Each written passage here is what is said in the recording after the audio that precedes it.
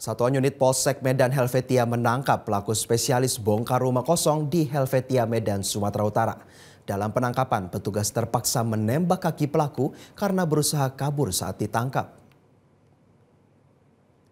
Seorang pelaku bernama Putra Fernando Huta Barat tak berkutik setelah aksinya terungkap dari rekaman CCTV rumah korban yang ditinggal pemiliknya di kawasan Jalan Gaperta Ujung, Kecamatan Medan Helvetia, Medan, Sumatera Utara. Dalam aksinya, pelaku merupakan residivis dan selalu beraksi di kampung halamannya. Pelaku mencari rumah calon korbannya yang ditinggal pemiliknya.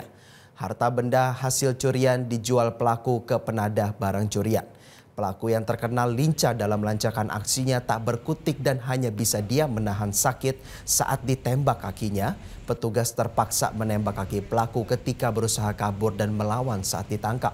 Kapolsek Medan Helvetia Kompol Alexander Piliang mengatakan setelah mendapat 2 laporan dari masyarakat, petugas melakukan pengejaran dan berhasil menangkap dan terpaksa menembak kaki pelaku yang berusaha kabur dengan melawan saat ditangkap. Untuk mempertanggungjawabkan perbuatannya, pelaku ditahan di Polsek Medan Helvetia. Sementara itu, polisi masih terus mengejar jaringan spesialis bobor rumah untuk memberikan rasa aman kepada masyarakat jelang libur dan Lebaran Idul Adha nanti.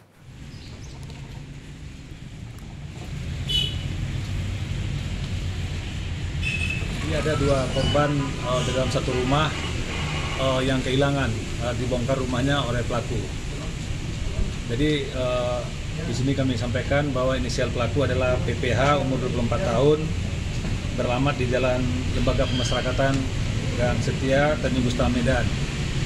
Jadi korban membuat laporan polisi di Polsek Medan Helvetia ini atas nama Diki Andrea Huta Barat dan M. Ramadhani.